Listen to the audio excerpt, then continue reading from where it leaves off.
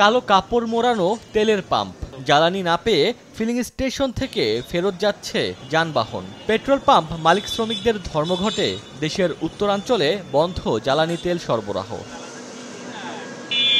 বুধবার সকাল থেকে স্থবির হয়ে পড়ে রাজশাহী ও রংপুর বিভাগের জ্বালানি তেল উত্তোলন ও বিপণন কার্যক্রম। কারণ হিসেবে বলা হয়, বিনা নোটিশে মঙ্গলবার অভিযান চালিয়ে নগর একটি পেট্রোল পাম্প উচ্ছেদ করে সড়ক ও জনপথ বিভাগ। এতে ক্ষুব্ধ হয়ে অনির্দিষ্টকালের জন্য উত্তরবঙ্গের সব পেট্রোল পাম্প বন্ধের ঘোষণা দেয় Bangladesh petroleum dealers distributor agent and petrol pump owners association. এমন পরিস্থিতিতে তেল না পেয়ে দুর্ভোগে সাধারণ মানুষ।